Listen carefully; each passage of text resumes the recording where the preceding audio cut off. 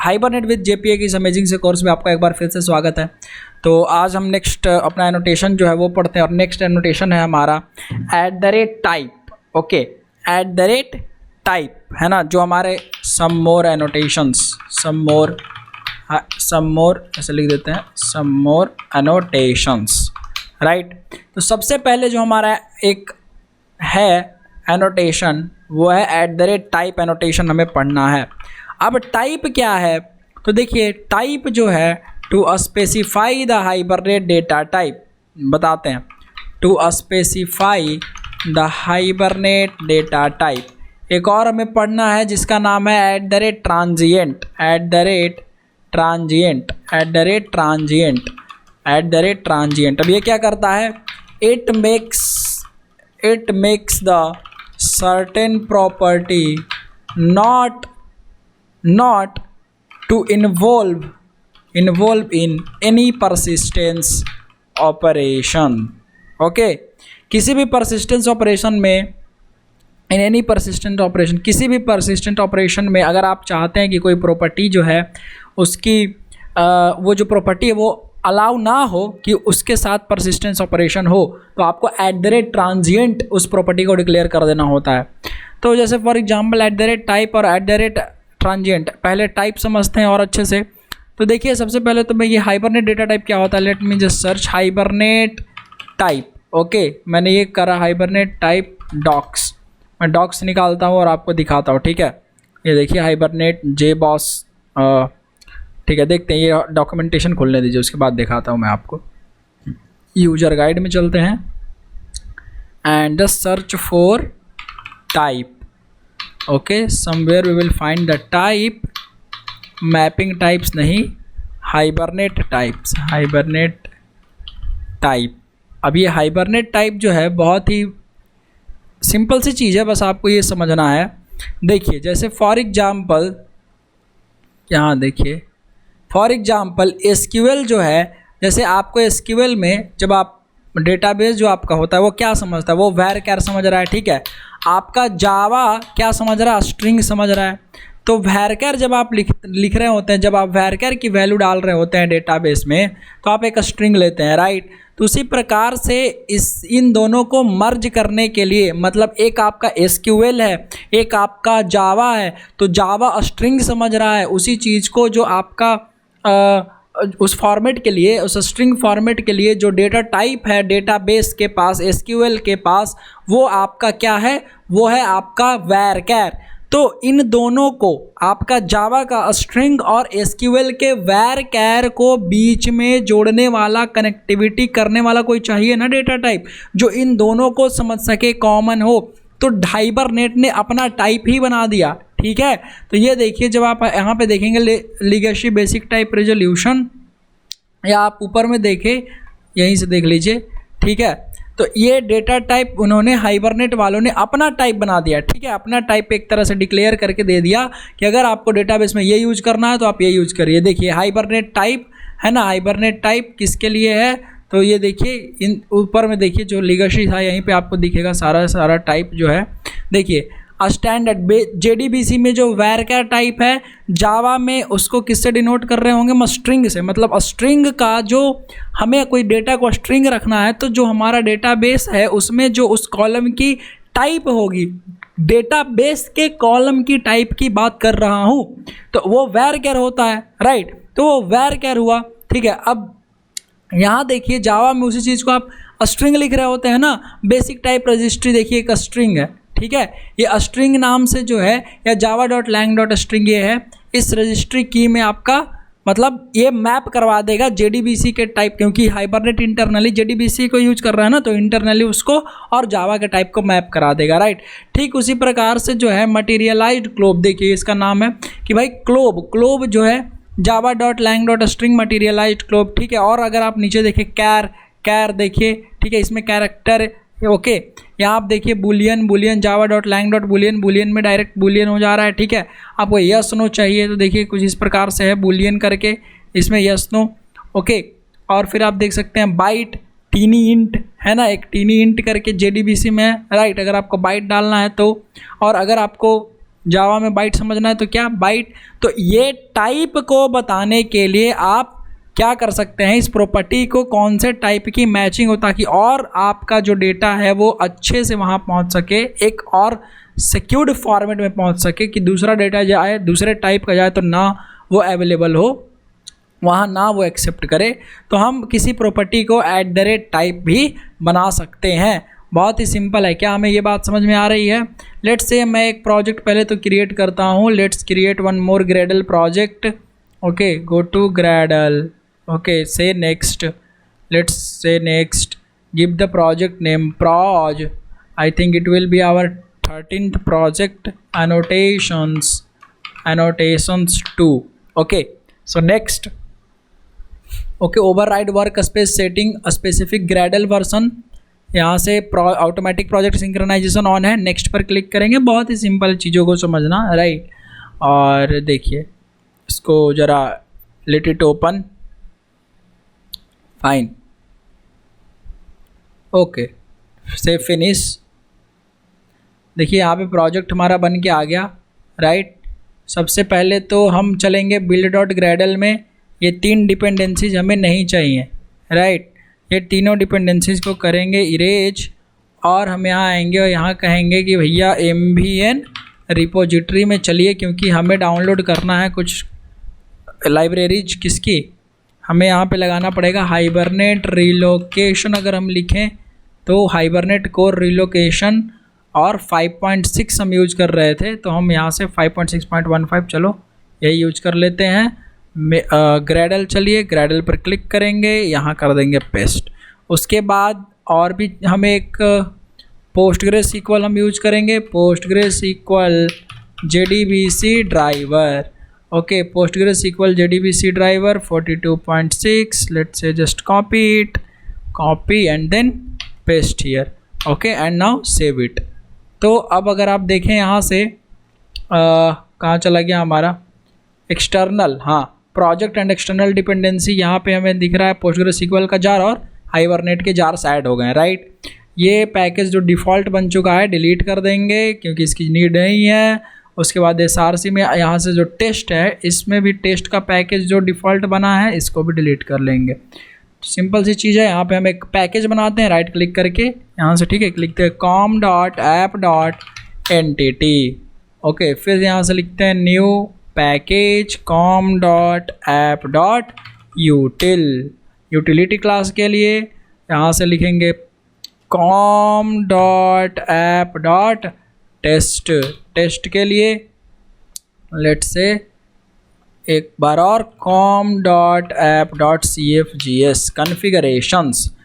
Fine, कुछ चीज़ें हम कॉपी पेस्ट करेंगे, जैसे कन्फिगरेशन। तो ओल्ड प्रोजेक्ट जो हमारा है हाइबरनेट कन्फिगरेशन, ठीक है, ये सेम फाइल हम यहाँ से कर लेते हैं कॉपी, और अपने इस कन्फिगरेशन में आकर कर देते हैं राइट क्लिक करके पेस्ट। बहुत ही सिंपल चीज़ है।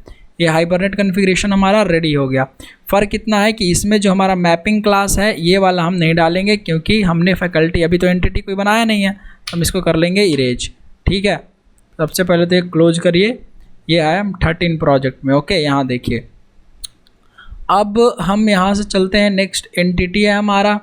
एंटिटी में हम कोई एंटिटी बना, अच्छा, यूटिल पैकेज, यूटिल जो पैकेज है इसमें भी यूटिलिटी क्लास हम कॉपी करते हैं। प्रोजेक्ट 12 में जाइए, यूटिल हाइबरनेट यूटिल, राइट क्लिक करके हम करेंगे इसको कॉपी। कॉपी करने के बाद यहाँ पे चलेंगे यूटिल में, कर देंगे इस क्लास को पेस्ट। थोड़ा हम कोड लिखने से बच जाएंगे, एक ही चीज़, क्योंकि बहुत बार हमने आपको ट्यूटोरियल में बताया है कि किस प्रकार से आप जो है इसको बनाएंगे यूटिलिटी क्लास को, हाइबरनेट यूटिलिटी क्लास को। तो यहाँ से आप देख रहे होंगे कि सही कन्फिगरेशन है और कॉम ऐप्स, ये सब सही होना चाहिए, ठीक है। तो app/cfgs उसी में हमारा hibernet.cfg.xml है, बिल्कुल है, not a problem. Okay, close all, let's build one entity. Okay, let's create one entity. So right click करके क्लास बना दिया। यहाँ हम क्या लिखेंगे, यहाँ लेट्स से फॉर एग्जाम्पल हम लिख देते हैं कोई कुछ भी एग्जाम्पल ले लिए ना, project entity.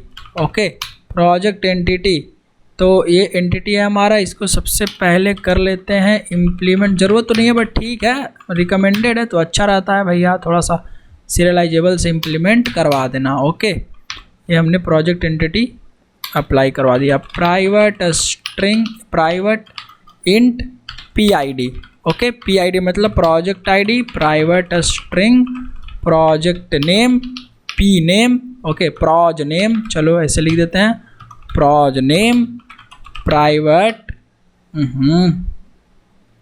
Just click it, private string, यहाँ से हम ले लेते हैं description, okay, description private string, यहाँ से सेट कर देते हैं डेवलपर, कौन डेवलप कर रहा है इस प्रोजेक्ट को, चलिए गुड, ये हमारा डन है। राइट क्लिक करके sources add getter and setters, select all, say this one, ये हमारा क्या है, एंटिटी क्लास है ना, ये what is this is our entity class.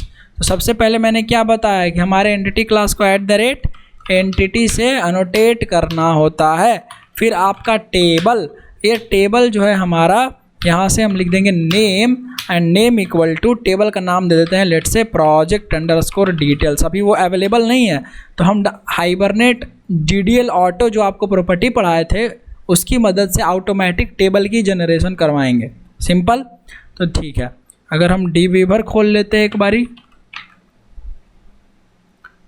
dweaver, चलिए ठीक है, देखिए प्रोजेक्ट डिटेल्स हो गया, ये हमारा @टेबल हो गया, ठीक है। PID है, ये हमारा क्या है, प्राइमरी की, तो प्राइमरी की के लिए @ID ऑलरेडी पढ़ा चुका है हमने आपको, @कॉलम, कॉलम बन जाएगा इससे, तो ठीक है, कॉलम का नाम हम दे देते हैं, लेट से उस कॉलम का नाम हमको रखना है PID या P_ID, ऐसे चेंज करके रखना है, ठीक है। ये देखिए यहाँ से हमारा कॉलम है, राइट, ये कॉलम हमारा क्या हो जाएगा, नेम इक्वल टू, हम इस कॉलम का नाम रखेंगे प्रोज P_नेम, कुछ इस प्रकार से हम नाम रखते हैं ताकि चेंजेस पता चले, है ना। यहाँ कर देंगे कॉलम, ये भी हमारा कॉलम है, अच्छे से हमने आपको पढ़ा दिया है इसमें, राइट, कि कैसे हमें ये चीज़ें @कॉलम @ID का क्या मतलब होता है, ऑलरेडी मैंने आपको पिछली वीडियो में बताया।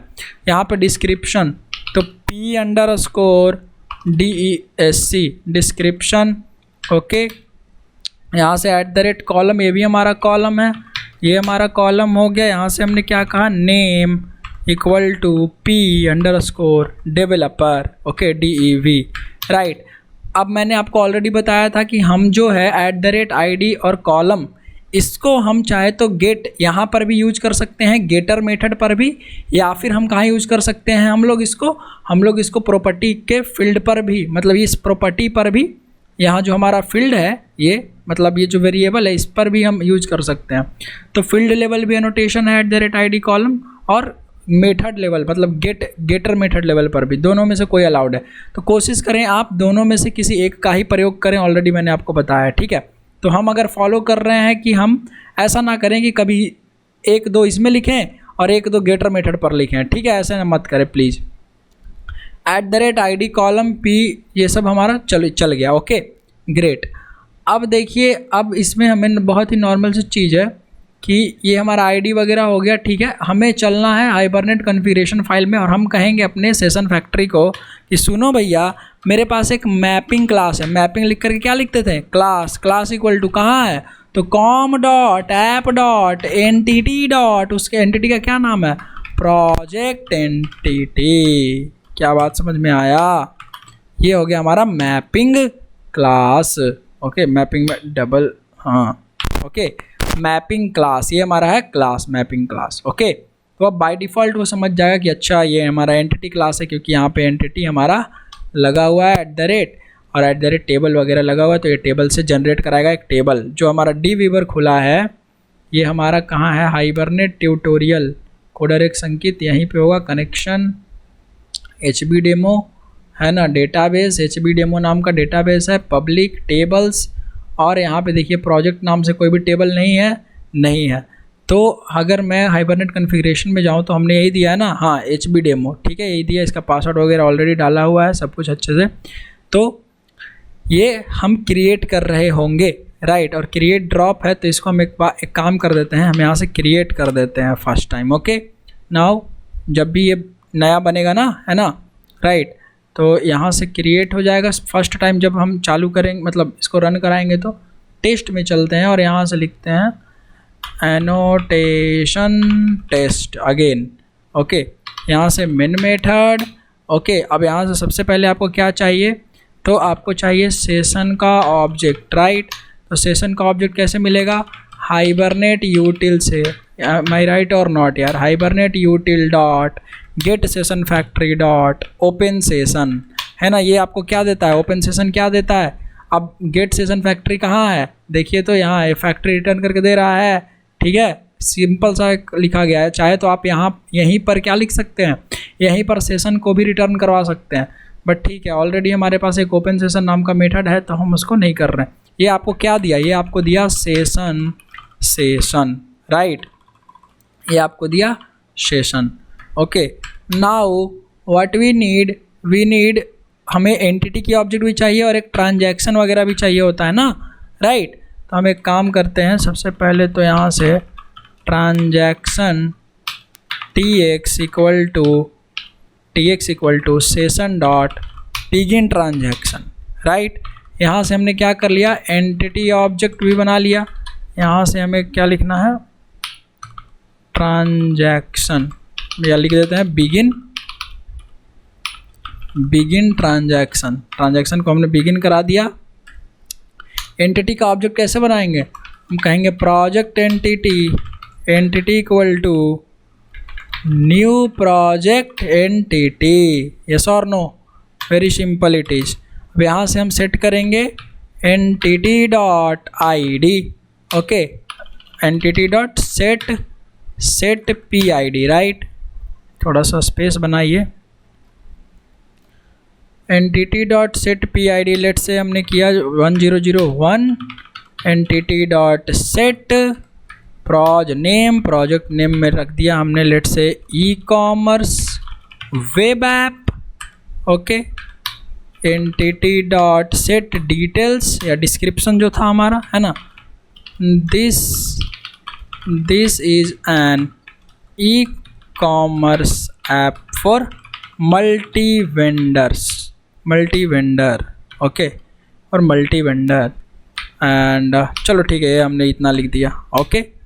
Entity dot set developer let say हम यहाँ पे नाम दे देते हैं Shubham Sharma, okay, shout out to Shubham Sharma, okay, fine. Entity dot set developer, तो ये हमारा एंटिटी का ऑब्जेक्ट रेडी है। कौन सा ऑब्जेक्ट है, ये वाला ऑब्जेक्ट है, राइट। इसमें हमने डेटा यहाँ से सेट कर ही दिया, यही एंटिटी ने सेव कराना था हमें, राइट। तो हमने कहा कि चलो ठीक है भैया, हम एक बार करते हैं ट्राई, ओके। ट्राई कैसे करेंगे, देखिए बहुत ही सिंपल चीज़ है। हमने कहा सेशन डॉट करा दो save, okay, entity, yes, no problem at all, okay. अच्छा, एक चीज़ और ले लो आप, boolean flag equal to false, okay.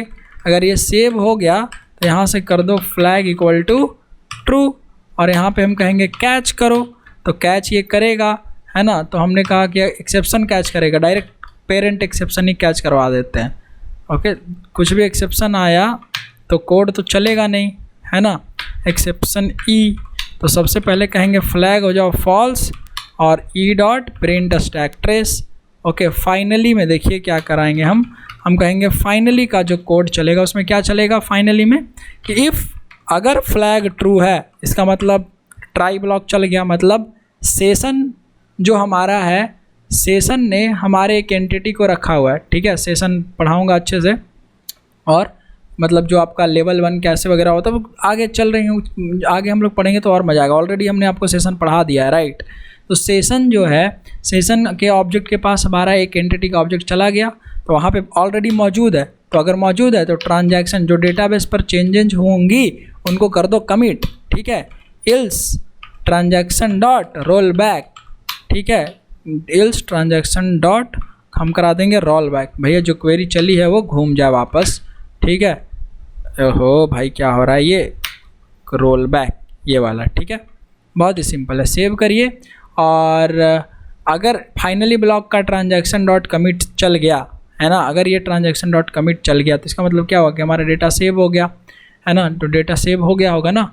एक काम करिए, इसको कुछ इस प्रकार से लिख दीजिए, क्योंकि हम इसमें एक और स्टेटमेंट डालेंगे, है ना, शाउट, हाँ क्या हो रहा है भाई, sys out system dot out dot println हम लिखेंगे रिकॉर्ड इज सेव्ड। ऑलरेडी ये बहुत ही बेसिक चीज़ है, अभी मैंने @टाइप आपको बताया नहीं, उसी को बताने के लिए बैकअप रेडी कर रहा था, ठीक है। अब मैं रन करता हूँ ज़रा, और जावा एप्लीकेशन पे रन कर रहा हूँ राइट क्लिक करके। प्यार से इसको देखिए क्या हुआ। तो सबसे पहले तो अगर कोई टेबल था तो कहा कि भैया उससे रिलेटेड या और कोई टेबल है प्रोजेक्ट डिटेल नाम का तो डिलीट कर दो, ठीक है। अब देखिए अगर है तो है ना, यहाँ से एक नया टेबल बना, नया टेबल बनने के बाद जो है एक रिकॉर्ड सेव हो गया। देख सकते हैं आप चारों वैल्यू गई है ना, ये चारों वैल्यू जा रही है जो हमने वैल्यू यहाँ से दिया है, यस और नो, जो भी हमने यहाँ से वैल्यू दिया है सारा वैल्यू चला गया। इसका मतलब कि यहाँ पे एक अगर हम टेबल को रिफ्रेश करें तो प्रोजेक्ट डिटेल नाम का एक टेबल और व्यू टेबल करिए राइट क्लिक करके, you can see the data. यहाँ पे देखिए 1001 this is an e-commerce app है ना। डिस्क्रिप्शन प्रोजेक्ट का नाम देखिए इधर आ रहा है, पी प्रोजेक्ट के डेवलपर का नाम भी आ रहा है, no problem at all, right. यहाँ पे हमें सब कुछ अच्छे से दिख रहा है। अब देखिए हम क्या कर सकते हैं कि अपने इस एंटिटी में हम इसको टाइप डिफाइन कर सकते हैं हाइबरनेट का, राइट। जैसे ये हमारा प्रोजेक्ट नेम है, क्या है, स्ट्रिंग है ना, तो हमने कहा @टाइप, ओके। अब @टाइप करेंगे तो क्या होगा इसमें, देखिए यहाँ पे हम सिंपल इसको लिख सकते हैं, सिंपल इसको ऐसे लिख सकते हैं a string, right, @type a string. Oh इसको क्या हुआ, the value attribute is undefined for the annotation type. इसको क्या हो गया भाई, @टाइप हाइबरनेट एनोटेशन ठीक तो है, अच्छा टाइप यहाँ type equal to a string, वो टाइप एट्रीब्यूट हम छोड़ रहे थे ना, इसको ऊपर नीचे कहीं भी लिख दीजिए, हाँ सही है। तो type equal to a string, तो अब ये स्ट्रिंग टाइप का हो गया, ओके। जैसे फॉर एग्जांपल ये डिस्क्रिप्शन है, ये pdiv है, राइट, ओके गुड। अगर इस अच्छा ये देखिए @id कॉलम, इसमें अगर मैं टाइप डिफाइन कर दूं @टाइप और यहाँ पे हम लिख दें, यहाँ पे हम लिख सकते हैं let's say type equal to integer, ठीक है, ये टाइप इक्वल टू इंटीजर। और अगर आप एनोटेशन टेस्ट में जाएं और यहाँ से प्रोजेक्ट आईडी जो है हमारा, प्रोजेक्ट एंटिटी जो है हमारा, सबसे पहले तो इसमें जो हमारा प्राइमरी आईडी कौन सा है, प्राइमरी की कौन सा है, ये PID। तो PID में हमने उसका टाइप क्या डिफाइन करवा दिया कि ये जो टाइप है वो इंटीजर से, मतलब सॉरी नहीं, ये टाइप एनोटेशन है, तो टाइप को हमने क्या लिख दिया कि इंटीजर से मैप हो जाओ। तो अगर मैं यहाँ पे, अच्छा यहाँ पे भी हमारा इंट लिखा हुआ था, है ना, यहाँ पे भी इंट लिखा हुआ था, तो उससे भी चीज़ें सही हो जाती, कोई दिक्कत नहीं है ना। वहाँ पे खुद ही वो, अगर आप यहाँ पे स्ट्रिंग लिख देते ऐसे तो 1 2 3 लिखते, फिर भी वो 1 2 3 लिखता, लेकिन यहाँ पे हमने सिर्फ बाय डिफ़ॉल्ट इंट लिख दिया, तो अब ये और ज़्यादा ही सिक्योर हो गया। क्या बात समझ में आ रहा है? तो अब यहाँ से हमने @टाइप इंटीजर इस प्रकार से लिख दिया। अब एनोटेशन, सबसे पहले तो आप कॉन्फ़िगरेशन में चलिए, क्योंकि एक बार डेटाबेस में डेटा बन गया है ना, और डेटाबेस का टेबल भी बन गया, तो यहाँ से अपडेट कर देते हैं अब, ताकि जो हमारा डेटाबेस है वो अब अपडेट हो, है ना, अब बार बार वो डिलीट होकर बने ना। अब यहाँ से हम लिख देते हैं 1002, ओके। अब इसमें भी हम लिख देते हैं Amit Kumar, let's say trading app, okay. और राइट यहाँ से दिस इज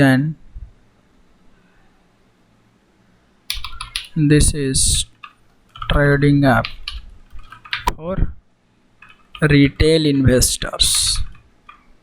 राइट क्लिक करके एक बारी फिर से रन करेंगे, क्या ये रिकॉर्ड भी सेव हो जाएगा? देखिए टाइप मिसमैच नहीं होगा, और अच्छी बात है। देखिए अब ऑलरेडी डेटाबेस में टेबल बना हुआ है, तो दोबारा टेबल तो बना नहीं, वरना आपको दिख जाता यहाँ पे SQL, राइट। ये डायरेक्ट जाकर के रिकॉर्ड जो है वो इंसर्ट हो गया। तो ये रिकॉर्ड को अगर आप ध्यान से देखें, टेबल में चलिए, राइट, यहाँ से फिर से रिफ्रेश करिए इसको, 1002 this is trading app for, ये आ गया, राइट। तो टाइप जो है आपके हाइबरनेट टाइप को जो मैपिंग है उसको कराने के लिए, क्लोज करता हूँ मैं, हाँ ओके। तो हाइबरनेट टाइप का जो मैपिंग है उससे मैपिंग करवाने के लिए, मैप मतलब ऐसे लिंक करवाने के लिए एज अ हेल्पफुल सपोर्ट में वो काम कर रहा होगा। समझ में आ रहा है बात, है ना।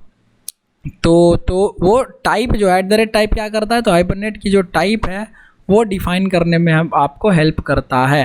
जैसे देखिए यहाँ डबल में डबल है, ओके, और जैसे ये लॉन्ग, अच्छा यहाँ पे देखिए मैं डबल लिख देता हूँ, ओके, ये डबल है ना, यहाँ पे क्या कह रहा है, JDBC में डबल है और इसका जो टाइप है जावा टाइप में ये है, ओके। चलिए मैं इसको बेसिक टाइप रजिस्ट्री की क्या है इसका, देखिए डबल का क्या है, डबल का एक डबल है ना, डबल है। तो एक काम करते हैं, यहाँ से ना हम प्रोजेक्ट एंटिटी में चलते हैं और ये जो टाइप है इंटीजर का इसको कर देते हैं डबल, जबकि आप देखिए मैंने इसको इंट ही ले रखा है, राइट। अब एनोटेशन टेस्ट में चलिए इसको हमने 1003 कर दिया एंड लेट से अमित कुमार की जगह कर देते हैं Ankit Kumar, okay, and right click करके रन एज जावा एप्लीकेशन पर फिर से रन कराते हैं, ठीक है। अभी देखिए ये कुछ आपको कुछ तो एक्सेप्शन दिया है, अभी वो एक्सेप्शन पढ़िए। पहले तो इसने रिकॉर्ड इंसर्ट करने की कोशिश करी, अच्छी बात है।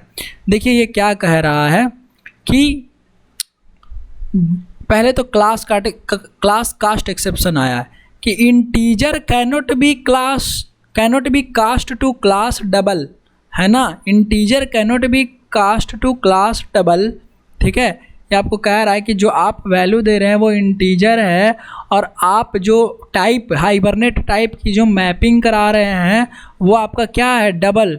तो डबल नाम का जावा में एक क्लास है, java.lang.double, राइट। तो आप जो इंटीजर में वैल्यू दे रहे हैं उसकी वैल्यू इंटीजर के ऑब्जेक्ट में जा रहा है और वो डबल यहाँ पे लिखा हुआ है कि आप जो टाइप देंगे वो कैसा टाइप रहने वाला है इस प्रॉपर्टी के लिए, वो डबल के फॉर्मेट में, और आपने यहाँ डेटा टाइप ले लिया है इंट, तो गलती आपका है ना, समझ रहे। तो ये मिसमैचिंग से आपको बचाएगा, तो ये और ज़्यादा टाइप सेफ हो जाएगा आपका कोड, है ना। हाइबरनेट में आपकी जो प्रॉपर्टीज है वो और ज़्यादा टाइप सेफ हो जाएंगी, तो इसके लिए आप जो है यहाँ पर इसका यूज कर सकते हैं। अगर मैं इसको डबल कर दूं तो अब ये सेव हो जाएगा, ठीक है।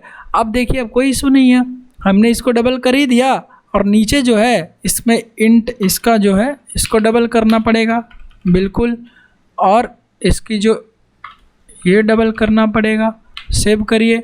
अब एनोटेशन में आइए और एनोटेशन में देखिए जो PID है, PID में क्या बोल रहा है, डबल पास करने बोल रहा है, और ये हम साफ इसको इंटीजर दे रहे हैं, तो डॉट लिख करके कुछ तो लगाना पड़ेगा ना, लाइक 7364 कुछ भी लगाना पड़ेगा, 00 ऐसे करके।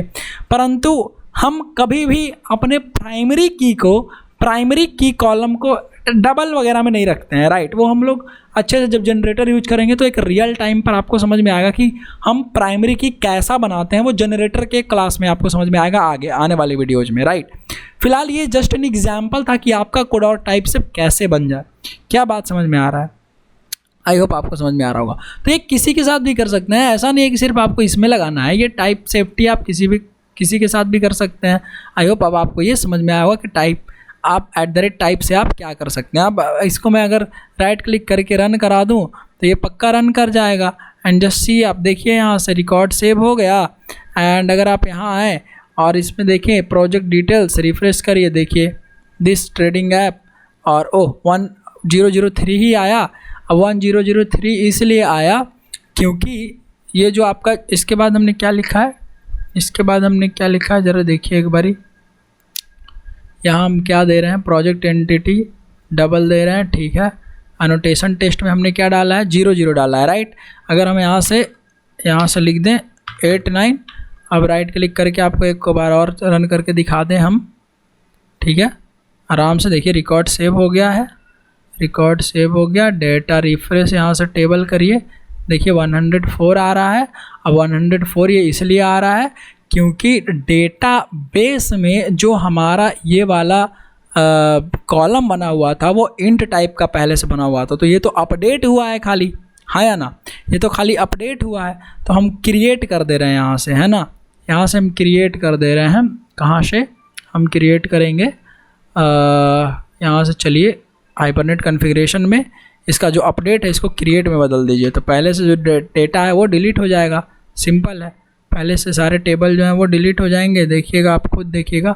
यहाँ से हम रिफ़्रेश करेंगे, या रिफ़्रेश का आप यहाँ देखिए कि ये ड्रॉप करा दिया टेबल, फिर नया टेबल बनाया। इस बार देखिए ये देखिए इसका जो राइट क्लिक करके रिफ्रेश करेंगे, देखिए क्या अब ये जो आईडी है हमारा वो कौन से टाइप पे आया, इंट टाइप में आया या डबल टाइप में? डबल टाइप में, क्योंकि नया डेटाबेस बनाना वापस से डिलीट हो गए, तो इसलिए हमें 8 9 भी ये डेसिमल पॉइंट्स दिख रहा है।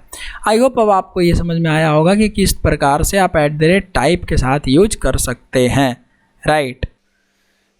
ओके, तो अब हमने यहाँ तक टाइप एंड तो हमने @टाइप तो देखा है ना। तो अब जो है हम ट्रांजिएंट यूज करेंगे।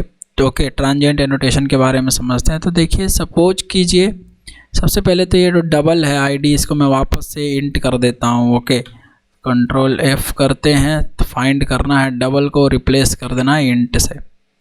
तो रिप्लेस ऑल, चलिए रिप्लेस हो गया। एंड मैं एक काम और करता हूँ यहाँ से, इस टाइप को फ़िलहाल, चलिए टाइप इंट ठीक है, यहाँ से सेव कर दिया।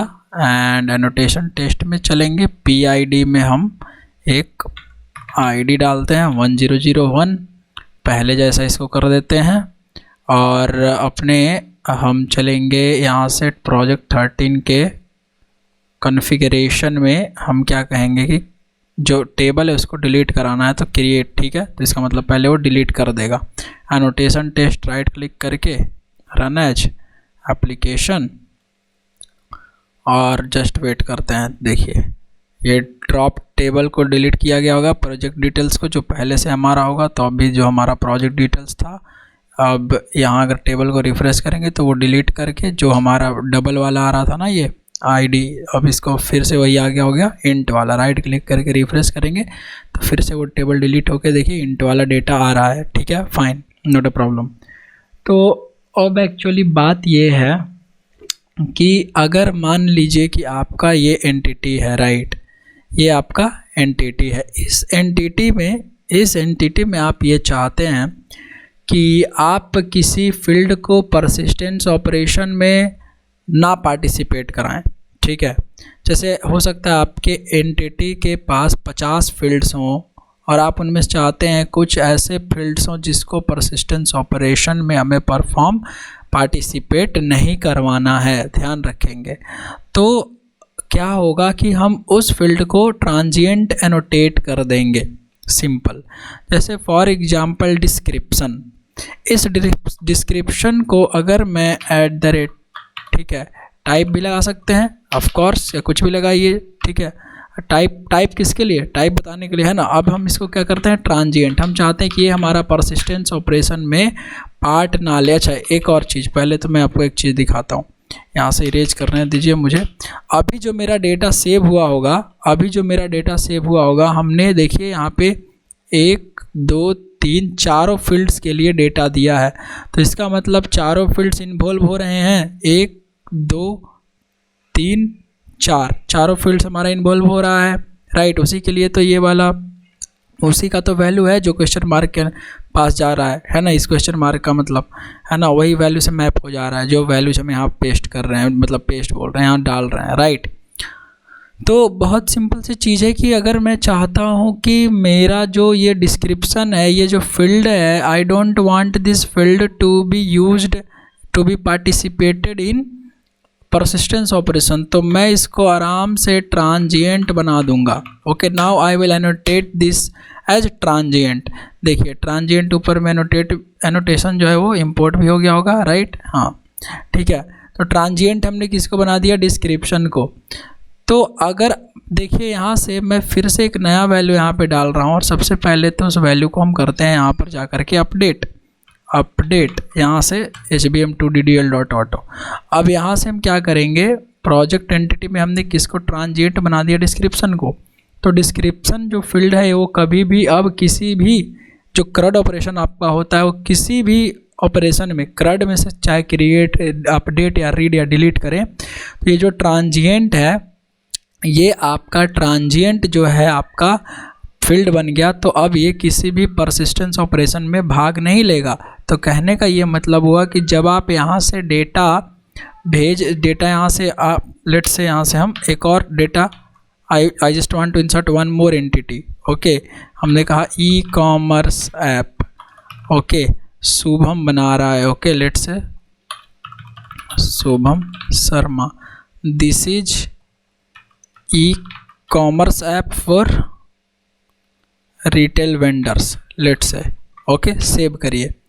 तो अब क्या होगा यहाँ से कि हमने डिस्क्रिप्शन को, ध्यान रखिए किसको, हमने डिस्क्रिप्शन को ट्रांजिएंट बनाया है, राइट। तो डिस्क्रिप्शन को अगर हम ट्रांजिएंट बना रहे हैं तो हम वैल्यू लाख इसमें सेट कर लें, हम चाहे वैल्यू कोई भी सेट कर ले अब इस सेटर मेथड को कॉल करके डिस्क्रिप्शन के लिए।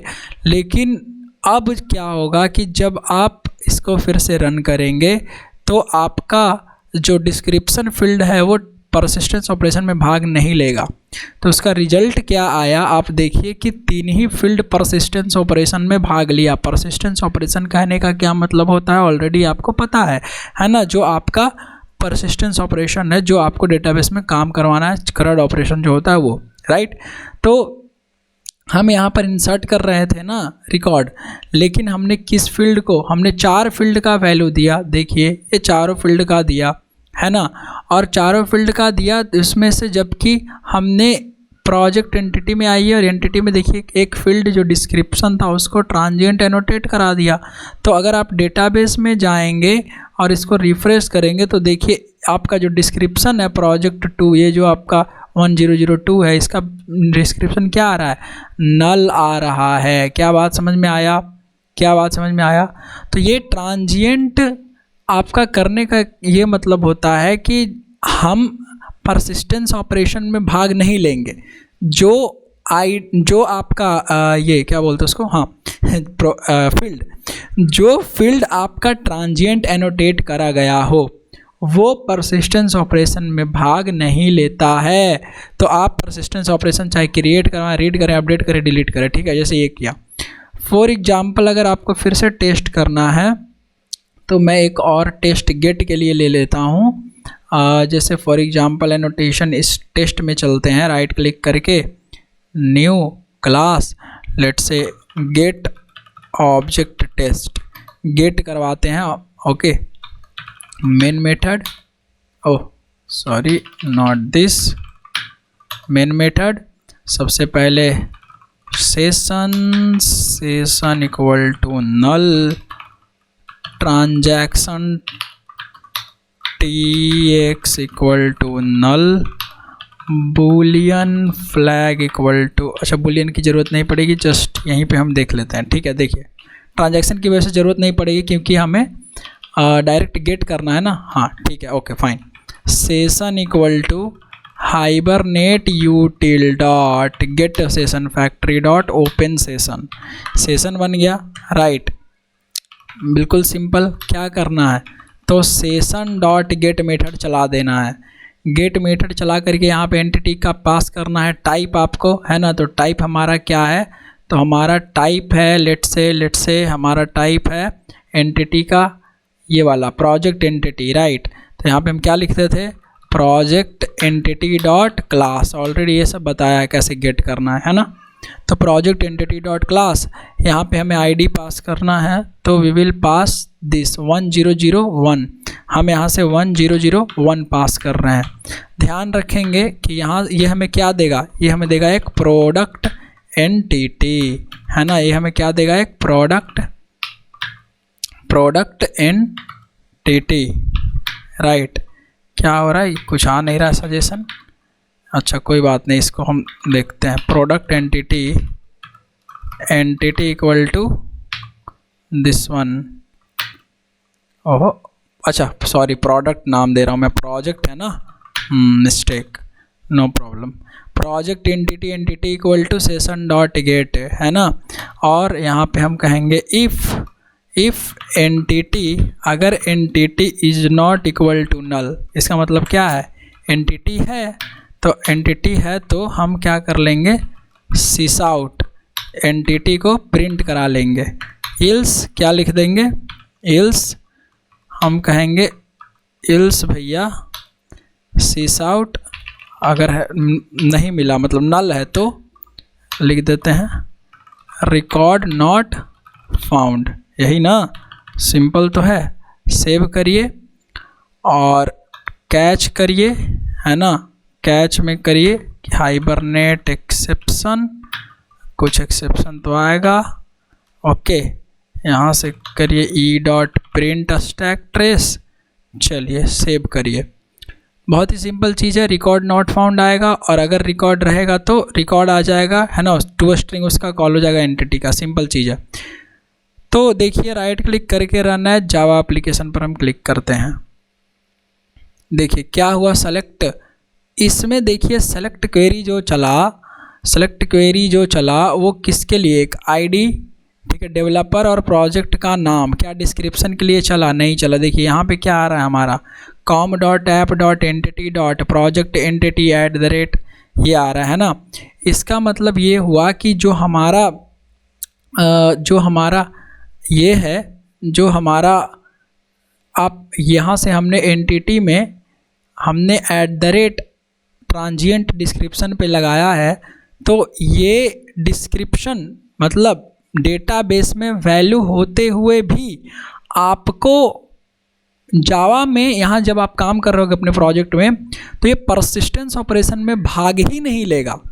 इसके पास वैल्यू है। ये बिल्कुल वैसे ही है, क्लास का एक शर्मीला बच्चा है जिसको डांस करने आता है, उसके पास टैलेंट है डांस करने का, लेकिन वह स्टेज पर जाकर डांस नहीं करेगा, सिंपल।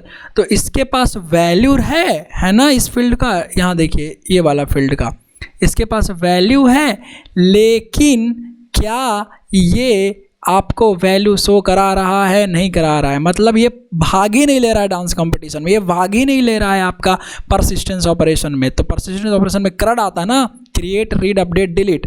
तो रीड कर रहे हैं ना डेटा, सेलेक्ट कर रहे हैं, राइट। सेलेक्ट मतलब क्या, रीड करना, गेट करना। तो जब आप रीड कर रहे हैं तो कहाँ आ रहा है, कहाँ सेलेक्ट ऑपरेशन में वो आ रहा है, नहीं आ रहा है। तो परसिस्टेंस ऑपरेशन में ये भाग नहीं लेगा। तो जितने फील्ड को ट्रांजिएंट बना देंगे उतना फील्ड आपका भाग नहीं लेगा, राइट। क्या बात समझ में आ रही है? आई थिंक आपको समझ में आ रहा होगा। सो फॉर एग्जाम्पल अगर आप यहाँ से फिर से यहाँ से लिखना चाहेंगे, यहाँ पे एंटिटी डॉट गेट डिस्क्रिप्शन, ठीक है। तो डिस्क्रिप्शन इस एंटिटी का जो हमारा प्रोजेक्ट एंटिटी है, ये तो ट्रांजिएंट बनाया हुआ है। देखते हैं, सिर्फ हम ये निकाल करके देखते हैं। ओके, गेट ऑब्जेक्ट सिर्फ हम ऐसे आता है कि नहीं, पर्टिकुलरली देखिए क्या आता है, नल आ रहा है। क्या आपको नल दिखाई दे रहा है यहाँ, है ना। नल क्यों दिखाई दे रहा है, क्योंकि आपने उसको ट्रांजिएंट बना दिया है। तो ट्रांजिएंट फील्ड का मतलब होता है क्या, कि वो पार्टिसिपेट नहीं करेगा किसी भी तरीके के परसिस्टेंस ऑपरेशन में। तो वैल्यू रखेगा, मतलब इंटरनली डेटाबेस में उसका वैल्यू होगा, बट वो पार्टिसिपेट नहीं करेगा। और जब पार्टिसिपेट नहीं करेगा तो यह नल ही ना आएगा। समझ पा रहे हैं बात को, ये चीज़ है। तो किसी चीज़ को अगर आपको @ट्रांजिएंट किसी भी फील्ड को आप ट्रांजिएंट बना दोगे, @ट्रांजिएंट एनोटेट कर दोगे, तो उससे क्या होता है, वो पर्टिकुलर जो फील्ड है वो कहीं भी किसी भी परसिस्टेंस ऑपरेशन में भाग नहीं लेता है, ठीक है। अगर आप डेवलपर को कर दोगे तो डेवलपर भी नहीं लेगा। जैसे फॉर एग्जांपल हमारा प्रोजेक्ट का नाम, यहाँ एनोटेशन टेस्ट में आइए, गेट ऑब्जेक्ट टेस्ट में आइए, यहाँ पे जो हमारा है गेट प्रोजेक्ट नेम, है ना। प्रोजेक्ट का नाम देखिए, ये तो ट्रांजिएंट नहीं किया गया है ना। प्रोजेक्ट नेम हमारा कहाँ है, प्रोजेक्ट नेम, ये तो ट्रांजिएंट हम नहीं बनाए हैं। तो नहीं बनाया है तो इसका मतलब जब इसको आप रन करेंगे, देखिए यहाँ पे क्या आ रहा है, ट्रेडिंग ऐप आ रहा है ना। ये देखिए ट्रेडिंग ऐप यहाँ से, राइट। तो हमारा जो @ट्रांजिएंट है वो क्या कराता है, तो it makes the certain property not to involve in any persistence. किसी भी प्रॉपर्टी को या किसी भी फील्ड को, जो आपका एंटिटी क्लास का फील्ड होता है, उसको परसिस्टेंस ऑपरेशन में भाग नहीं लेने देगा। बहुत ही सिंपल चीज़ है, चाहे आप क्रिएट करें, डिलीट करें, अपडेट करें, कुछ भी करें। समझ में आया? आई होप आपको ये समझ में आया होगा, ठीक है। तो ऐसी बात है। सिमिलरली आप अपडेट करा सकते हैं। तो आई थिंक अब आपको ये समझ में आ गया होगा बहुत अच्छे से। तो टाइप ट्रांजिएंट, इसको भी ट्रांजिएंट बना सकते, जितना मन है उतना आप ट्रांजिएंट बनाइए, राइट। तो एक तो एग्जांपल मैंने आपको दे ही दिया, बाकी तो आप समझ ही रहे होंगे, है ना। स्निपिंग टूल्स, मैं ज़रा कॉपी कर लेता हूँ यहाँ से, है ना। कुछ इस प्रकार से जो है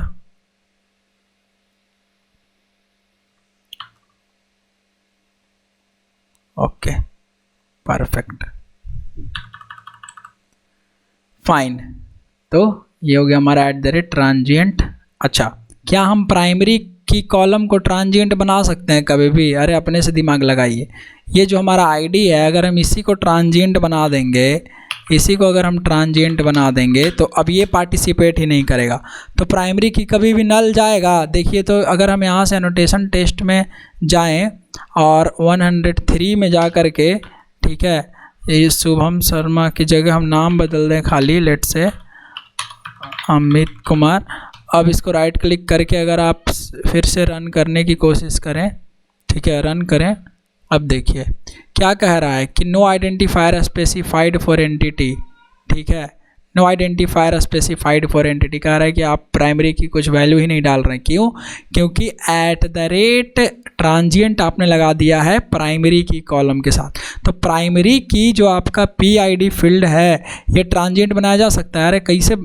जब आपका प्राइमरी की ही नहीं वैल्यू लेकर के डेटाबेस में सेव कराएगा तो आपका रिकॉर्ड कैसे आएगा, है ना? ये तो प्राइमरी की के बारे में जो नॉलेज है वो पता होगा, समझ रहा है ना आपको ये लाइन, ठीक है। तो at the rate transient using eight the rate transient with eight the rate ID, मतलब प्राइमरी की फील्ड जो आपका प्राइमरी की है उस फील्ड पर यूज करना is not a valid combination because है ना, बिकॉज योर प्राइमरी की, है ना, because primary key can not be null, primary key कभी भी नल हो ही नहीं सकता, right. At the rate transient at the rate ID इस प्रकार से हम यूज कर सकते हैं। आई होप आप ये समझ गए होंगे कि किस प्रकार से जो है आपको एट द रेट ट्रांजिएंट का यूज करना है। ग्रेट। अब हमें यूज करना है, अब हमें क्या यूज करना है? अब हमारे पास है eight the rate dynamic insert, ठीक है, और डायनामिक अपडेट। तो देखिए बहुत ही सिंपल चीज़ है कि जब आप डायनामिक अपडेट और डायनामिक इंसर्ट में क्या होता है, SQL क्वेरी जनरेशन होता है ना। SQL क्वेरी जो है वो डायनामिकली जनरेट होता है।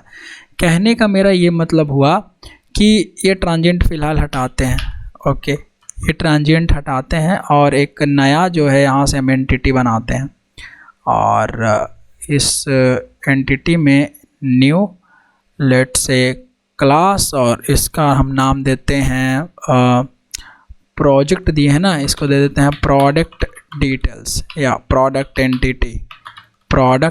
Entity, okay. ये हमारा एंटिटी क्लास है। तो at the rate entity at the rate table name equal to, अच्छा एक काम और कर सकते हैं, टेबल का नाम जो है ना, अच्छा छोड़िए यही से दे देते हैं, टेबल नेम इक्वल टू हम लिख देते हैं प्रोडक्ट एंटिटी नाम है हमारे टेबल का, ओके। देखिए प्राइवेट इंटीजर ID, ठीक है, ये रैपर क्लास वाला लेना अच्छा है, ठीक है, अच्छी बात है, ले सकते हैं। छोड़िए यही ले लेते हैं अभी आपके लिए। Int ID private string title private float price private int quantity, okay. Getter setter right click source getter and setters, चलिए गेटर सेटर बन गया हमारा, डन। थोड़ा स्पेस मैनेज कर लीजिए। ये हमारा है प्राइमरी की, right, at the rate ID, ठीक है। चलिए कॉलम एट द रेट नहीं लगाते हैं, वो तो ऑप्शनल है, एट द रेट कॉलम लगाना है, कोई ज़रूरी नहीं है। आप एट द रेट कॉलम नहीं भी लगाएंगे तो ये डायरेक्ट इसी नाम का कॉलम बन जाएगा, राइट, है ना। यहाँ पर एट द रेट कॉलम लगा लीजिए, नेम दे दीजिए, नेम हमने दे दिया P_title, ओके। यहाँ कॉलम लगाइए, क्या नाम देना था, यहाँ से नेम दीजिए product price, okay. @ Column name equal to p_ quantity. Save करिए। चलिए राइट क्लिक करके क्लोज ऑल टैब्स करते हैं और यहाँ से न्यू क्लास बनाते हैं। सेव ऑब्जेक्ट टेस्ट, इस नाम से तो हम सेव ऑब्जेक्ट टेस्ट है बट ठीक है ना। We are going to use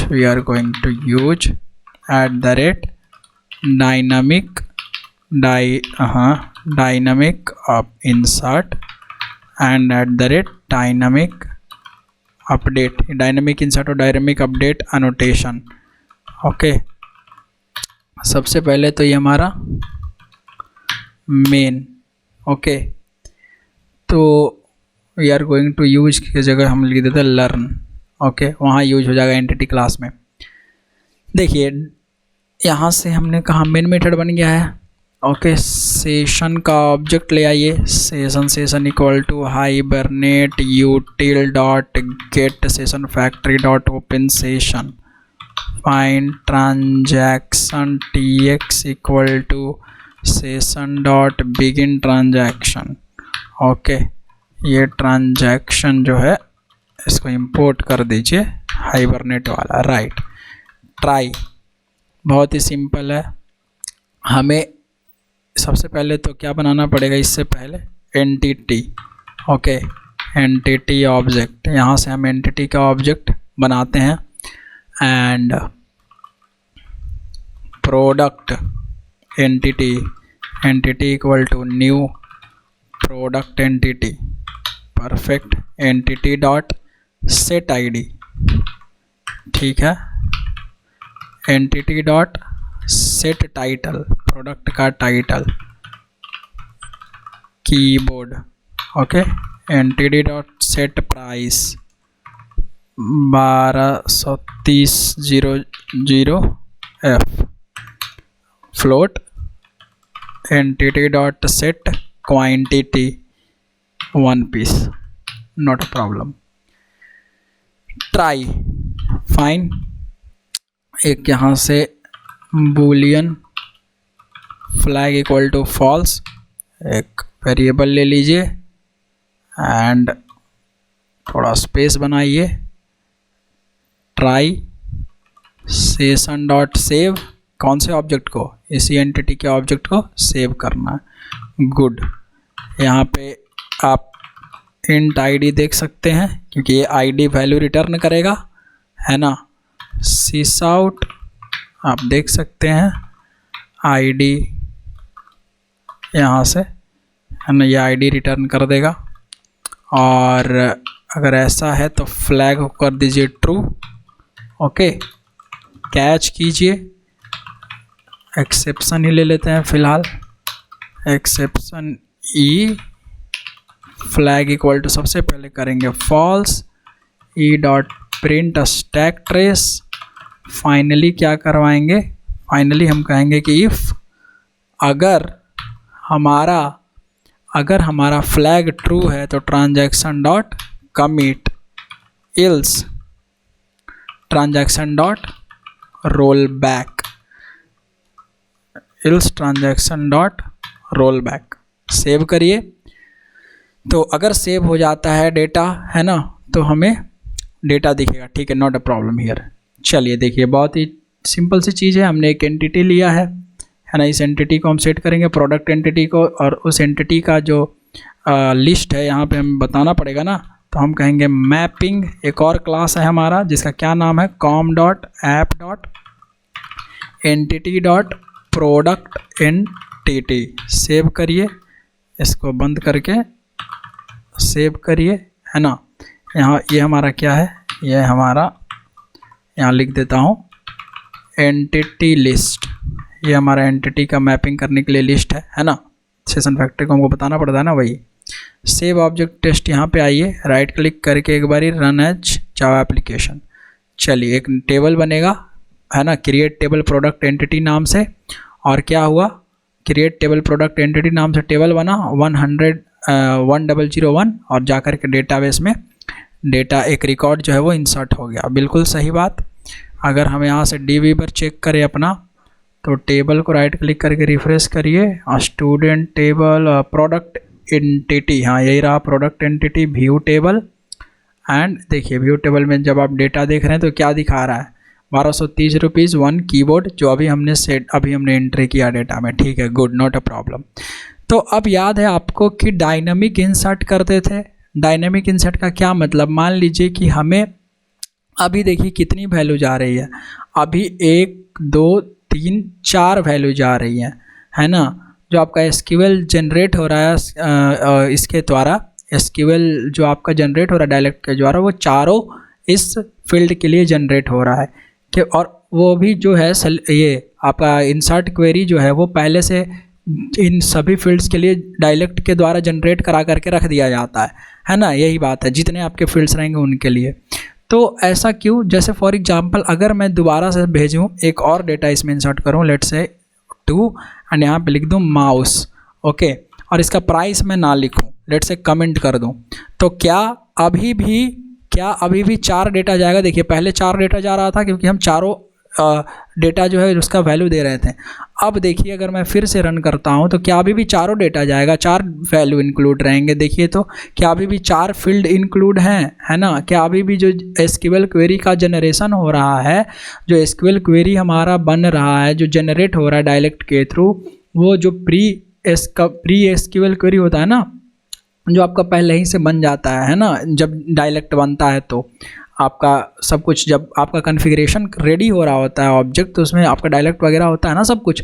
तो डायलेक्ट जब पढ़ता है, जब देखता है कि अच्छा ये एंटिटी है, ये ऐसा है, तो एंटिटी क्लास में जितने भी आपके फील्ड्स हैं, जितने भी प्रॉपर्टीज आपने डिक्लेयर किए हैं, उसकी जो आपका सेलेक्ट ये इंसर्ट क्वेरी, अपडेट क्वेरी जो चलेगा, उन सारे फील्ड्स को इंक्लूड करके पहले ही रख दिया जाता है, बना दिया जाता है ना। क्यों, ताकि कोई भी बंदा अगर उसको आप इंसर्ट कराए तो जल्दी से इंसर्ट क्वेरी फायर हो जाए, बस। तो ये ऑलरेडी मैंने आपको बहुत अच्छे से क्लियर किया है। इंसर्ट जब हम क्रिएट वगैरह पर इंसर्ट मतलब पढ़ रहे थे, तो अपडेट वगैरह पढ़ रहे थे, तो डायनामिक इंसर्ट, डायनामिक अपडेट वाले में ज़्यादा अच्छे से आपको समझ में आएगा। आई होप आप वो पीछे से देखते आ रहे होंगे, सारे कोर्स को फॉलो करते हो तो समझ में आ रहा होगा।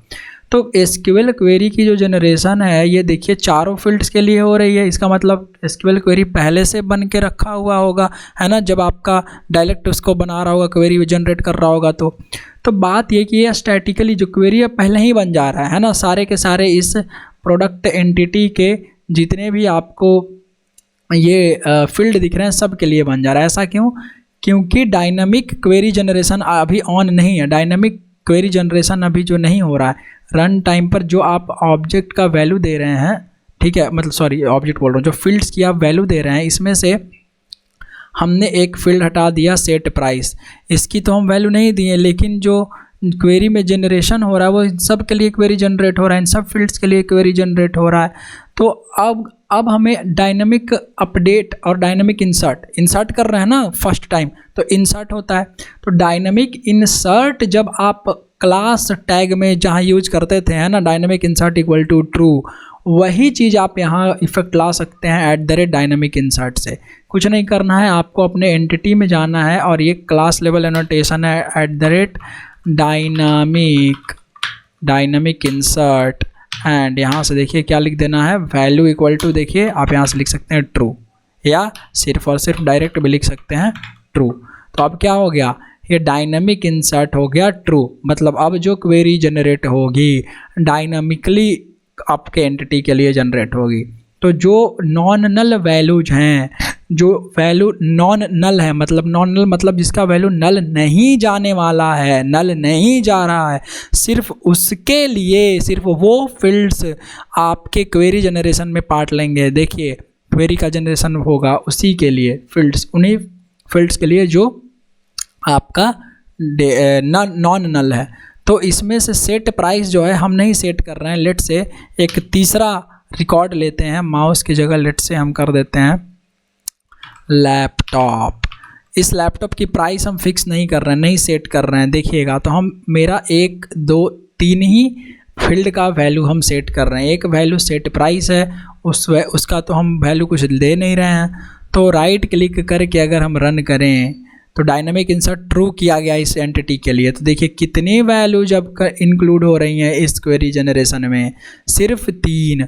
अगर आप यहाँ से दिया करके देखें अच्छे से, देखिए रिफ्रेश करिए, देखिए इसमें वैल्यू क्या जा रहा है, प्राइस में वैल्यू नल। क्या बात समझ में आ रहा है? प्राइस में वैल्यू क्या जा रहा है, नल, है ना। और इसमें नल इसलिए जा रहा है क्योंकि बाय डिफ़ॉल्ट एक वैल्यू जाएगा। तो बाय डिफ़ॉल्ट जो वैल्यू जा रहा है हमारा वो कैपिटल एफ हमने लिया है ना, कैपिटल फ्लोट लिया होगा। देखिए प्रोडक्ट एंटिटी में कैपिटल एफ लिया होगा, हाँ कैपिटल एफ लिया है फ्लोट का। तो इसलिए अगर हम ये वाला फ्लोट लिखेंगे तो 0 वैल्यू चला जाएगा। अदरवाइज ये कैपिटल एफ है, तो कैपिटल एफ मतलब रैपर क्लास, कोर जावा में आई होप आप पढ़ के आए होंगे। तो रैपर क्लास का जो डिफ़ॉल्ट वैल्यू है वो तो ऑब्जेक्ट रहता है, तो नल जा रहा है, इसलिए पहले वाले में भी नल जा रहा है, ठीक है, ये वाले में जो हम दिखाए थे आपको। तो सिर्फ वही यहाँ देखिए जो लैपटॉप है सिर्फ वही के लिए हमारा, अच्छा पी क्वांटिटी, पी इंट है कहीं इंट है, इससे आपको बेहतर समझ में आएगा, हो सकता है आप कंफ्यूज हो जाए, मैं फिर से समझा ही देता हूँ। इंट हमने क्या लिया है, इंट हमने क्वांटिटी को इंट लिया है ना, प्रिमिटिव जैसा बनाया है, ठीक है, इंट। तो एक काम करिए, सेव ऑब्जेक्ट टेस्ट में इस बार हम HP लैपटॉप लिख देते हैं यहाँ पे, HP लैपटॉप और 1004, ठीक है। देखिए हम इस बार क्वांटिटी नहीं भेज रहे हैं, ओके, राइट क्लिक करके फिर से रन जावा एप्लीकेशन, ठीक है। देखिएगा non null values, non null 1 2 3 ये 3 वैल्यूज हैं, है ना। राइट क्लिक करके रन करिए, हमने एक वैल्यू नहीं भेजा है। देखिए डायनेमिक इंसर्ट ट्रू है ना, डायनेमिक इंसर्ट ट्रू है, डायनेमिक इंसर्ट ट्रू। अच्छा डायनेमिक इंसर्ट और डायनेमिक अपडेट ध्यान रखिएगा तब चलता है जब आप यहाँ पर रैपर क्लासेज लें यहाँ, है ना, इसीलिए नहीं चल रहा है। तो it is better to take wrapper classes, right, always it is better to take the all the fields data type as wrapper classes. तो इसीलिए अभी आपको देखिए डायनेमिक इंसर्ट ट्रू है, फिर भी चारों फील्ड जो है वो क्वेरी जनरेशन में पार्टिसिपेट हो रहे हैं, राइट। तो ये ऑलरेडी मैंने आपको डिटेल में समझाया है ना। डायनेमिक इंसर्ट का वीडियो देखिए जा करके, उसमें बहुत अच्छे समझाया गया क्यों ऐसा होता है, ठीक है। तो आप अगर यहाँ पर इंटीजर कर दें, इंट की जगह लेट से कैपिटल एफ इंट ढूंढ करके हर जगह इंटीजर कर दीजिए, ओके, रिप्लेस ऑल कर देते हैं हर जगह के लिए, ओके।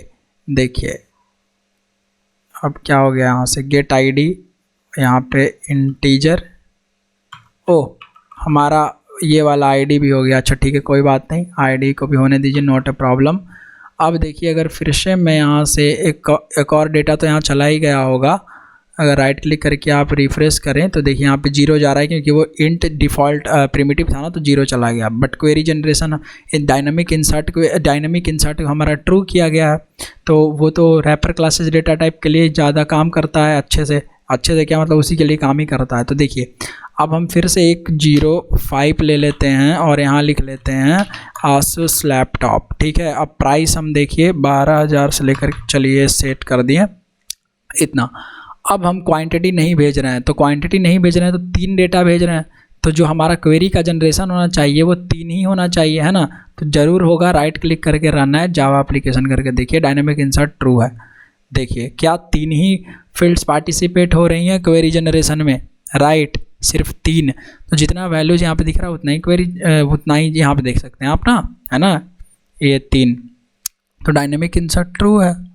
क्या बात समझ में आ रहा है? यहाँ पे आप राइट क्लिक करके अगर देखें, देखिए क्वांटिटी में नल जा रहा है, इस बार 0 नहीं जा रहा है क्योंकि डायनेमिक इंसर्ट ट्रू था और हमने वहाँ पे रैपर क्लास लिया था इंटीजर का, इंट का जो रैपर क्लास है इंटीजर वो ले रखा है, इसलिए नल।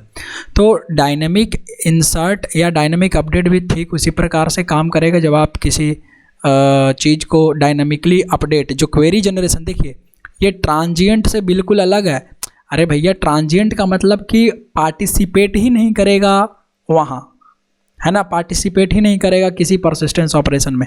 लेकिन डायनामिक इंसर्ट और डायनामिक अपडेट में तो पार्टिसिपेट करेगा ही। लेकिन डायनामिक इंसर्ट कहने का ये मतलब होता है कि डायनामिकली क्वेरी की जनरेशन होगी, डायनामिकली क्वेरी का जनरेशन होगा उस पर्टिकुलर फील्ड्स के लिए। क्या बात समझ में आ रहा है? उस पर्टिकुलर एंटिटी क्लास के लिए जो क्वेरी जनरेट होगा उसके परसिस्टेंस ऑपरेशन के लिए इंसर्ट और अपडेट का वो डायनामिकली होगा। ठीक है, जो नॉन नल वैल्यूज रहेंगी सिर्फ उन्हीं के लिए होगा, नल वाले वैल्यूज के लिए नहीं होगा। वो पार्टिसिपेट बोल रहा है, वो क्वेरी जो है जनरेट, वो इन्वॉल्व नहीं होगा क्वेरी जनरेशन में। बात समझ में आया? लेकिन वो पार्टिसिपेट ही नहीं करेगा, वो पूरा फील्ड ही पार्टिसिपेट नहीं कर रहा था। बात समझ में आ रहा है? अगर आप यहाँ से गेट करेंगे इसमें, अगर आप यहाँ से गेट करें तो ये चारों डाटा लाएगा ना, है ना। हमने ट्रांजिएंट तो बनाया नहीं है किसी को, राइट। तो एक काम करिए, जब आप यहाँ से गेट ऑब्जेक्ट टेस्ट में आइए और गेट ऑब्जेक्ट टेस्ट में जा करके खाली यहाँ प्रोजेक्ट की जगह प्रोडक्ट लिख दीजिए। ओके, प्रोडक्ट एंटिटी यहाँ से कर लीजिए प्रोडक्ट एंटिटी। ओके, तो हम 1001 है, हाँ 1001 है, ये है ना। तो हमने किसी भी फील्ड को प्रोडक्ट एंटिटी में किसी भी फील्ड को @ ट्रांजिएंट नहीं बनाया है। तो जब हमारा डेटा आएगा तो सारा डेटा आएगा ना, समझ में आ रहा है? जब हमारा डेटा आएगा तो सारा डेटा आएगा। बहुत ही सिंपल चीज़ है। जैसे फॉर एग्जांपल इस प्रोडक्ट एंटिटी में आइए, यहाँ पे हम टू स्ट्रिंग ओवरराइड कर रहे हैं आपको दिखाने के लिए। सोर्स टू स्ट्रिंग जनरेट, यहाँ से चलिए ऑब्जेक्ट टेस्ट प्रोडक्ट एंटिटी, ठीक है, टू स्ट्रिंग आ गया। सेव ऑब्जेक्ट टेस्ट तो हमारा था ही, अभी हम गेट ऑब्जेक्ट टेस्ट में थे ना, हाँ ठीक है। 1001 यहाँ पे हम कर देते हैं एंटिटी, सारा उसका फील्ड का वैल्यू भी दिखेगा। अब रन करिए, देखिए हमने ट्रांजिएंट किसी पे भी नहीं लगाया है। तो ट्रांजिएंट किसी पे नहीं लगाया तो देखिए चारों आ रहा है प्रॉपर्टी हमारा। डायनामिक क्वेरी जो है, डायनामिक इंसर्ट और डायनामिक डायनामिक इंसर्ट और डायनामिक अपडेट। तो डायनामिक इंसर्ट का क्या काम होता है कि जो क्वेरी जनरेशन होता है इंसर्ट का, वो डायनामिकली हो, जो नॉर्मल वैल्यूज हैं सिर्फ उनके लिए हो, है ना, तब। और जो डायनामिक अपडेट है, ठीक उसी प्रकार जब अपडेट की क्वेरी चले तो डायनामिक अपडेट की क्वेरी जनरेट हो। मतलब जो आपका जो वैल्यू आप अपडेट नहीं कर रहे हैं उनके लिए वो क्वेरी फील्ड, वो जो पार्टिसिपेशन है, मतलब वो जो इन्वॉल्वमेंट है उस क्वेरी जनरेशन में उस पर्टिकुलर फील्ड का, जिसको आप अपडेट नहीं करना चाहते हैं, वो इन्वॉल्व नहीं होगा। वो उसके लिए थोड़ी ना वो क्वेरी अपना यूज करेगा, क्यों अपना रिसोर्स डेटाबेस का इन्वेस्ट करना। ठीक उसी प्रकार से तो देखिए ट्रांजिएंट हमने, मान लीजिए कि हम प्राइस पर ट्रांजिएंट लगा देते हैं, ठीक है। तो अब इस बार जब हम प्राइस पर ट्रांजिएंट लगाएंगे, यही चीज़ आपको दिखाना है, वरना कन्फ्यूज आप दिमाग लगाइए ना, बहुत इजी चीज़ तो है। प्रोडक्ट एंटिटी में चलिए और प्रोडक्ट एंटिटी के प्राइस पर, है ना, प्राइस, इस पर ट्रांजिएंट लगा देते हैं। तो क्या अब प्राइस आएगा? देखिए तो @ ट्रांजिएंट लगा दिया और गेट ऑब्जेक्ट टेस्ट में राइट क्लिक करिए, रन करिए। अब देखिए यहाँ देखिए क्या यहाँ पर प्राइस आ रहा है? देखिए तो नल आ रहा है कि नहीं आ रहा है? प्राइस नल आ रहा है कि नहीं आ रहा है? लेकिन यहाँ प्राइस होगा कि नहीं होगा? डेटाबेस में प्राइस है कि नहीं है? देखिए तो, है ना। तो यहाँ नल आ रहा है, क्यों आ रहा है? क्योंकि हमने प्राइस में ट्रांजिएंट करा दिया। तो जब ट्रांजिएंट करवाते हैं तो क्वेरी, सेलेक्ट क्वेरी देखिए 3 ही फील्ड्स के लिए जनरेट हो रहा है, दिख रहा है ना, है ना। और जब ट्रांजिएंट नहीं रहता है ना, तो वो तो सारे फील्ड्स के लिए, मतलब सारा फील्ड जो है वो आपका इसमें अलाउड है, आपका परसिस्टेंस ऑपरेशन में सारा आपका अलाउड है। अन्यथा जो आपका @ ट्रांजिएंट हो गया वो अलाउड नहीं रहेगा परसिस्टेंट ऑपरेशन में, सिंपल। और डायनामिक इंसर्ट जो क्वेरी जनरेशन है उसको डायनामिकली ट्रू करवाता है। डायनामिक इंसर्ट ट्रू, और डायनामिक अपडेट भी अगर आप @ कर दे, डायनामिक अपडेट, ठीक है, यहाँ से कर दें ट्रू। ओके, तो अगेन हम एक यहाँ से टेस्ट क्लास बनाते हैं जिसका नाम लिख देते हैं अपडेट ऑब्जेक्ट टेस्ट। ओके, यहाँ से फटाफट मेन मेथड लाइए और गेट की जगह जो है ना यही कॉपी कर लेते हैं। यहाँ देखिए, और अपडेट करने के हमने आपको बहुत सारे तरीके बताए हैं, राइट। तो जैसे गेट कर लिया हमने, ओके। अब जैसे यहाँ से इरेज करिए इसको, गेट किया तो एंटिटी आ गया होगा ना, है ना, डेटा आ गया होगा। तो हमने कहा एंटिटी डॉट सेट, है ना, एंटिटी डॉट सेट, यहाँ से हम कर देते हैं लेट से इसका हम क्वांटिटी अपडेट करते हैं, या क्वांटिटी हटाइए, प्राइस अपडेट कर देते हैं। प्राइस अपडेट करके लिख देते हैं 1700 फ्लोट SF। ओके, बस यही हम करते हैं। तो अगर हम यहाँ से देखिए क्या कर दें, सेशन डॉट अपडेट है ना, अपडेट ऑब्जेक्ट, कौन सा ऑब्जेक्ट, एंटिटी को अपडेट कर दीजिए। और चूँकि ये हमारा नॉन सेलेक्ट ऑपरेशन है, तो नॉन सेलेक्ट ऑपरेशन को ट्रांजैक्शनल स्टेटमेंट्स होते हैं ना, तो ट्रांजैक्शन हमको लाना पड़ेगा। Transaction TX equal to session dot begin transaction, right. तो यहाँ पे हम क्या लिखेंगे कि TX डॉट कमिट है ना, TX डॉट कमिट। और अच्छा बनाना है तो अगेन बूलियन फ्लैग का यूज कर लीजिए, right. Boolean flag equal to false. अगर यहाँ से सब कुछ सही है, अपडेट हो गया, तो फ्लैग इक्वल टू ट्रू। और अगर सब कुछ दिक्कत हुई तो सबसे पहले फ्लैग इक्वल टू फॉल्स। और अगर फ्लैग ट्रू है तो इसका मतलब फ्लैग मेरा ट्रू है, तो ट्रांजैक्शन को कहेंगे कि जो डेटाबेस में चेंजेस है उसको कर दीजिए कमिट। और अगर फॉल्स है, इल्स मतलब हो गया ना फॉल्स, तो ट्रांजैक्शन जो क्वेरी चली है हम करवा लेंगे रोल बैक। सिंपल, सेव कर लिया हमने। एंड अब देखिए यहाँ से राइट क्लिक करके यहाँ से हम देखिए, हम पहले तो एक आपको ऐसे ही दिखाते हैं, प्रोडक्ट एंटिटी जो है हमारा, डायनेमिक अपडेट को हटाइए, ठीक। अभी ध्यान रखिएगा, आप ध्यान रखिएगा, हम सिर्फ और सिर्फ एक ही एंटिटी, हम सिर्फ और सिर्फ प्राइस को अपडेट कर रहे हैं। बात समझ में आ रहा है, हम सिर्फ और सिर्फ प्राइस को अपडेट कर रहे हैं। ओके, सेव, यहाँ एंटिटी में चलिए, प्रोडक्ट एंटिटी में चलिए। प्रोडक्ट एंटिटी में हमारा क्या लिया हुआ है, इंटीजर वगैरह, हाँ ठीक है, रैपर क्लासेज लिया हुआ है, गुड, तभी काम करेगा ना डायनेमिक इंसर्ट और डायनेमिक अपडेट अच्छे से। चलिए, तो product entity, save update object आ जाइए। यहाँ देखिए, ध्यान दीजिए, हम सिर्फ और सिर्फ एक वैल्यू जो हमारा अपडेट ये वाला है, प्राइस है, सिर्फ एक वैल्यू को हम अपडेट कर रहे हैं। तो पहले प्राइस है हमारा 1230, अभी हम 1700 रख रहे हैं। तो राइट क्लिक करके रन एज जावा एप्लीकेशन। देखिए ये कितने फील्ड्स इस क्वेरी जनरेशन में पार्टिसिपेट ले रहे हैं। जब क्वेरी जनरेट हो रहा है तो कितने फील्ड्स के लिए हो रहा है, चारों फील्ड्स के लिए। और चारों फील्ड्स के लिए जो क्वेरी बन रही है ना, ये देखिए, पहले तो सेलेक्ट चारों हो रहा है ना, सेलेक्ट चारों हो रहा है। अपडेट के लिए क्वेरी जो बनेगी वो तो आपकी 3 के लिए बनेगी ना, ये 3 मतलब एक जो हमारा आईडी है उसी को तो अपडेट करना है, राइट। तो यहाँ देखिए जो क्वेरी है वो सब के लिए यहाँ पे बन रहा है, राइट। तो इसका मतलब ये है कि सारा फील्ड अपडेट हो गया होगा। राइट क्लिक करके रिफ्रेश करिए तो देखिए, तो क्या सारा फील्ड अपडेट हो गया। पी प्राइस में देखिए वैल्यू डाल गया नल, है ना। पी प्राइस में वैल्यू, पी प्राइस बोल रहे हैं, यहाँ देखिए, यहाँ है हमारा कीबोर्ड, वही तो मैं सोचा।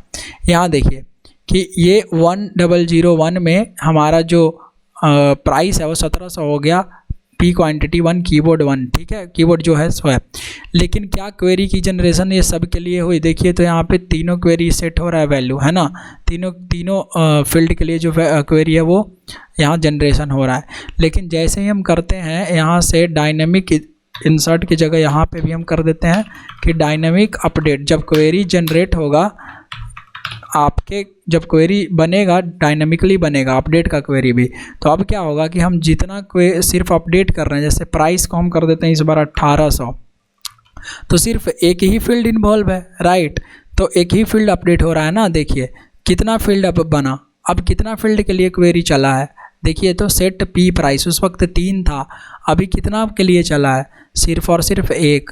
तो क्या बात समझ में आई, डायनेमिक अपडेट और डायनेमिक इंसर्ट जो है वो ट्रांजिएंट जैसा नहीं है कि उसमें ट्रांजिएंट का मतलब परसिस्टेंस ऑपरेशन में पार्टिसिपेट ही नहीं करना। लेकिन डायनेमिक अपडेट मतलब कि जब आपका क्वेरी जनरेशन होता है, डायरेक्ट जब क्वेरी बनाता है तो प्री कंपाइल्ड क्वेरी पहले से ही बना करके रख देता है, अपना अच्छे से कॉन्फ़िगरेशन वगैरह पढ़ के वो सब कुछ समझ करके।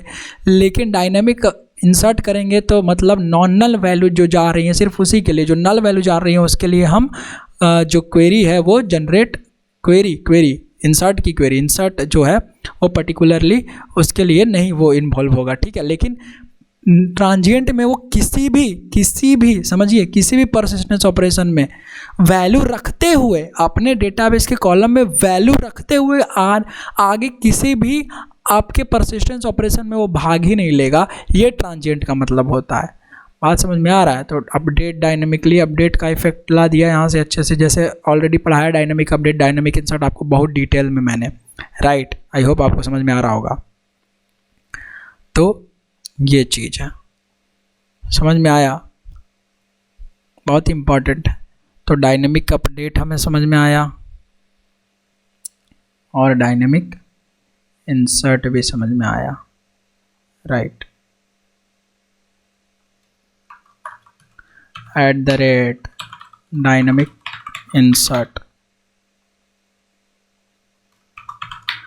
this annotation is used to bring the effect of dynamic, एक एट्रीब्यूट होता था, याद है? Dynamic insert equal to true, ऐसे लिखते थे, याद है कि नहीं? Dynamic insert equal to true एक एट्रीब्यूट होता था, कहाँ लिखते थे? क्लास टैग में, है ना? इन the class tag, in the class tag in hibernate mapping file, है ना? इन hibernate mapping file, okay,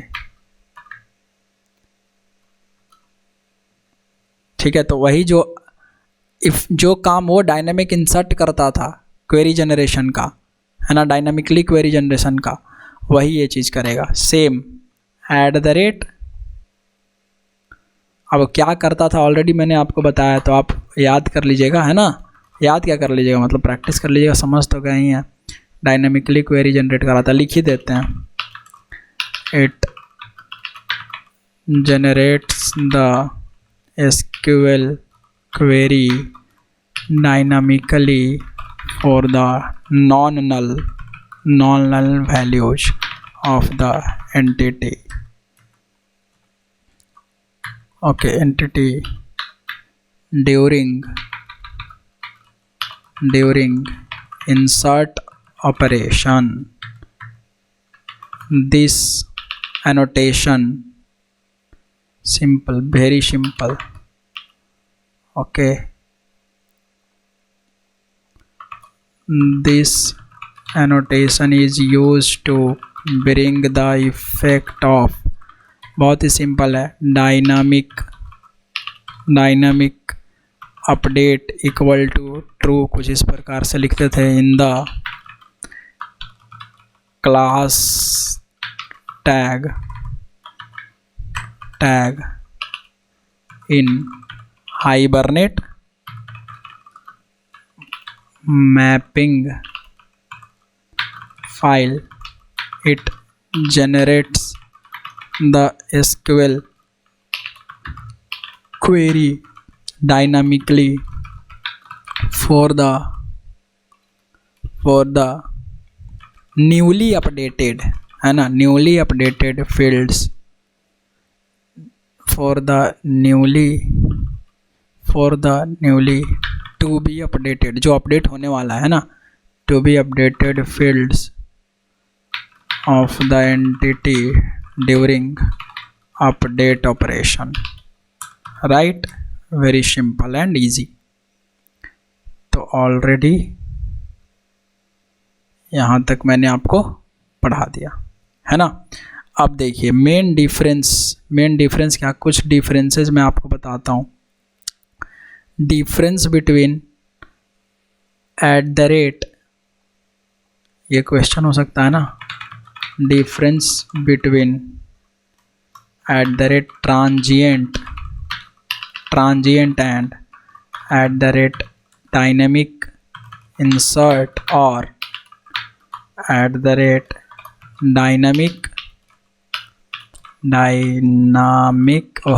dynamic update, annotation.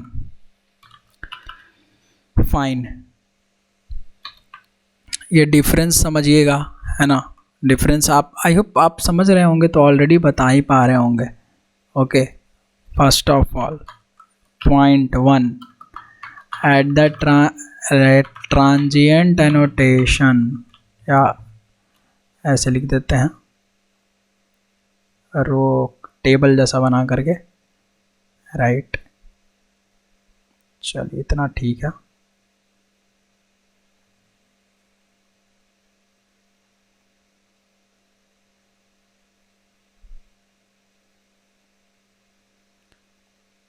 इसको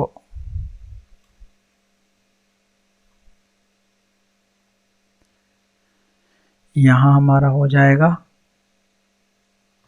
eight the rate transient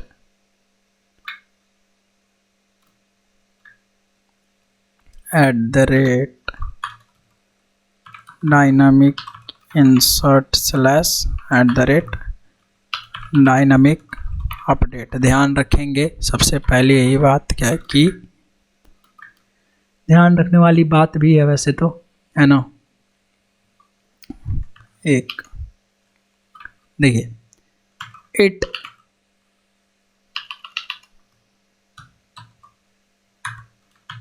it makes the certain property of the entity class not to be participated in persistence operation, though it will contain the data in the database table। Simple, इसका क्या मतलब है? It generates the SQL query dynamically for insert and update, for inserting and updating the entity updating the record लिख देते हैं, updating the record। Okay, updating the record, ये चीज़, right. सबसे पहले तो यही है। ओके, फिर it is field level annotation, it is class level annotation, right?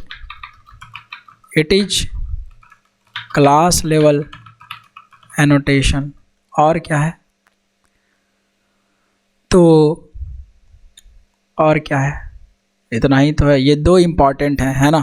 और आपके दिमाग में आए तो आप यहाँ लिख लीजिएगा, राइट। आई होप आप इसको अच्छे से समझ पा रहे होंगे। Eight the rate transient, at the rate dynamic insert, dynamic update, right. तो आई थिंक ये dynamic update, dynamic insert, transient अच्छे से समझ गए होंगे। चलिए, थैंक यू सो मच। मैं मिलता हूँ आपसे नेक्स्ट वीडियो में, तब तक के लिए देखते रहिए कोडर संकेत। बाय।